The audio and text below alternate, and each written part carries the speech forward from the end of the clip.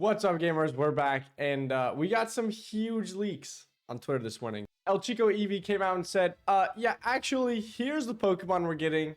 Here's the timeline. Here's their moves. Here's gameplay. Here's everything. So kind of actually just info dumped like crazy. The first one being Lapras. We get every single move it can learn, and then some gameplay to follow it up. So we see it is going to be a defender, which, you know, if you're Curlicue, you're super into big tank guy. If you're me, I'm a little bit mauled that we're getting 3 tanks. I said it.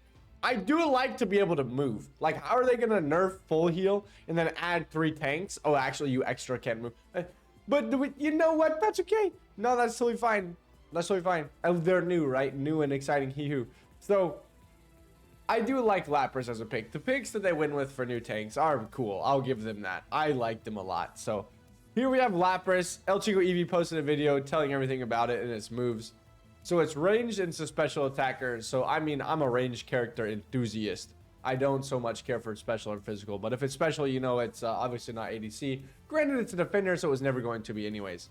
So its passive is Shell Armor. If the Pokemon takes damage from a single attack that exceeds a set percentage of its max HP, the damage will be reduced. Which is really interesting because something like Incinerate Soul or like big chunks of damage that would do a big percent could just get, you know, deal less to it because of its passive. So kind of a huge thing for tanks. Seems kind of pog. So it seems to me like it'd be really good against something like Urshifu and Wicked Blow, you know? So you have a huge chunk of HP coming down all at once, but your passive is going to reduce that because I would imagine, I mean, I don't think anything hits. I mean, I know for a fact, right? Nothing hits harder than a single Wicked Blow. So it would definitely reduce the damage of it. So very cool. Shifu counter. Very fun. Its basic attack becomes a boosted auto with every third attack, launching a blast of water in front of the user. If this blast hits opposing Pokemon, it deals damage to them and restores the user's HP. So I think, yeah. So it's just a boosted every third. So your boosted auto will restore your HP is what this looks like. It's not going to be, you know, every attack restores HP necessarily. But that's great for survivability on a tank, obviously. I don't imagine it'll be doing a lot of damage. So I would think, you know, obviously speculation, that the boosted auto, it restores a set amount, not based off how much you deal. I could be wrong, but because it's a defender, I don't expect it to be dealing very much damage. So I would imagine that just you do it, you heal this much, and there you go. And every third attack is going to be doing that for you. And the first move we have for it is Whirlpool. It has the user create a Whirlpool centered on itself that lasts for a short time, dealing damage over time to opposing Pokemon in the AoE. The time between hits is shorter the farther the opposing Pokemon are from Whirlpool's center. And these moves we'll see in like the little gameplay reveal that he did. But Whirlpool is like an AoE and you can auto during it. So anybody that's close to you is going to be taking damage and you can use your autos. And then as they try to run away, they take more and more damage. So if you're low HP, you're really just kind of dead, I guess, right? Because you can't get away because going out takes more damage. You can be auto attacked while it's happening. And of course, if you stay in the middle, like sure, you take less, but you're still getting damaged. So it's kind of a really cool, it seems like it's going to be really good for team fighting. Seems like quite a good team fight kind of thing. Red buff Lapras, steal it. They can't move. No, please don't do that. There's no way. There's no way that's worth it. No way red buff is worth it. That's pretty cool. Water Pulse has the user release a pulse of water centered on itself that spreads out, dealing damage to opposing Pokemon it hits and decreasing their movement speed. For each opposing Pokemon hit by a pulse from this move, an additional pulse will be released on the next time this move is used, up to a total of 2 extra pulses. After the first pulse, after activating this move, hits an opposing Pokemon, the user's next basic attack becomes a boosted attack.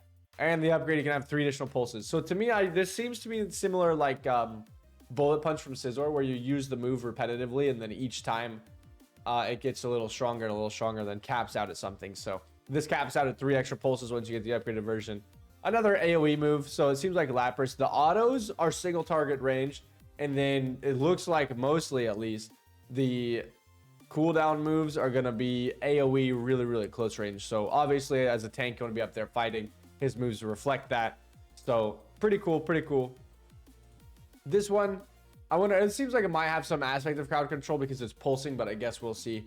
I would think there's going to be a crowd control with pulse, but, you know, like I said, who knows? Parasong has the user sing an eerie melody that echoes around it, dealing damage to opposing Pokemon it hits. This move can be used up to 3 times consecutively within the set time, and opposing Pokemon hit all 3 times will take additional damage. Opposing Pokemon that take this additional damage will be knocked out if their HP falls below a set percentage of their max HP. The next basic attack becomes a boosted once you get the upgrade. That's kind of a weak upgrade, I would say. Another AoE, very close range kind of move you have on Lapras. So this is going to work a lot like the T-Tar Execute when Tyranitar uses its Unite move. So you get them to a set percentage, the next hit they take, they're going to go down. That's how Parasong works. It's going to damage them a little bit, and then it sets that threshold. So if you get here, you're going to get knocked out. And of course, you know, it's not Lapras without Parasong. If you played VGC and there's a Lapras, Parasong, very fun. So they made it into Unite, which is kind of on brand for right now after the Orlando Regional. Paras Trap won the tournament. So here we have another one. Then we have Ice Shard. It has the user hurl chunks of ice in a forward direction, dealing damage to opposing Pokemon they hit and leaving them frozen for a short time. If it hits an opposing Pokemon that's already frozen, it deals damage to it and shoves it. So this is one of the starting moves that you're going to learn to move over later in the game.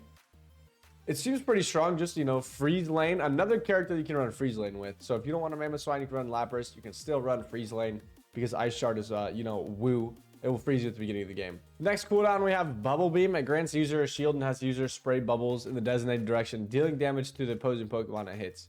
After the bubble fly a set distance, they slow... After the bubbles fly a set distance, they slowly float for a short time. Opposing Pokemon hit by a floating bubble are enveloped by it and left unable to act for a short time.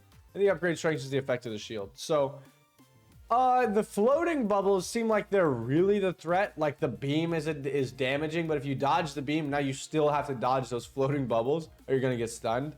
So that's super interesting to me, that after effect of the floating bubbles. If you get hit by it, you get stunned. And then you get a shield for it, which makes sense, right? Tanks need some sustain. That seems like pretty good sustain. And there's crowd control involved with it. So you get sustain, CC, not too shabby. And then Ice Beam has user unleash an icy-cold beam of energy in the designated direction, dealing damage to the opposing Pokemon it hits and freezing the ground. Opposing Pokemon on the frozen ground take damage over time and have their movement speed decreased, and they become frozen if they remain on the frozen ground for a set amount of time.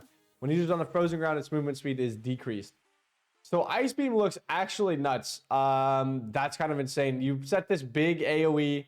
It's ranged not necessarily all around you like the other ones were. But you set this big area where they're going to freeze if they stand on it for too long. And of course, it's just a damaging move in and of itself. So that seems really, really good, right? It just can continue on. You lose Ice Shard, but you can gain Ice Beam. So Ice Lane still works later into the game. Your tank doesn't lose its freezing capability if that's the way you decide to go.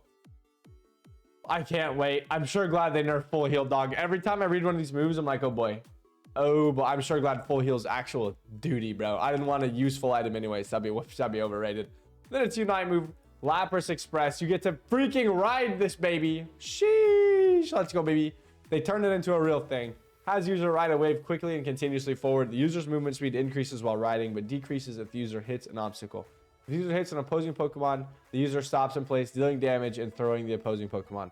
While the user is riding the wave, one nearby ally of the user's choice can ride on its back. If this move is used again, the user stops and launches a wave that continues moving forward, dealing damage to opposing Pokemon it hits and throwing them. Allied Pokemon can dismount whenever they want. So this is actually really cool. So it gets somebody into the fight, gets somebody out of the fight. Big crowd control with the wave at the end. It's just super mobile. Very, very mobile for a tank especially. That's just kind of nuts. So I'll show you some of the gameplay from just the Unite move because I think that's super interesting. And then all this is up on El Chico EV's YouTube, of course. I don't know if I said that earlier, but El Chico EV is the source of all this. Posted this stuff on Twitter and then came out later with the YouTube, and I'm just talking about it because this video of theirs doesn't have any commentary or anything like that. So full credit to them, and we're gonna check out the Unite move. So of course they're playing with bots, right? Because this is on, I don't know how this works. Something about they're playing offline mode. They go into the files, blah, blah, blah. I don't know how data mining works. El Chico EV is clearly the best at it. Here's the Lapras Unite move. So you get it at level 9. You see they take to level 9 here. And then here's his Slowbro. He's going to get his dunk off here. And then going to swoop this Slowbro and take him for a ride. There he goes. So you look how fast it is, right? It seems a little difficult to control once you get moving around, like ran into the wall there. But the Slowbro just hops on and you're both unstoppable, which is definitely worth noting. Both unstoppable. And they went all the way from the tier 2 to the middle of the pit and hit some walls. So you have a really, really like huge travel range. So this character looks super interesting. Let me know what you think about Lapras and Unite, and then come back for more videos. We're gonna be covering more leaks, more gameplay, all that fun stuff, and check me out on Twitch. Peace out.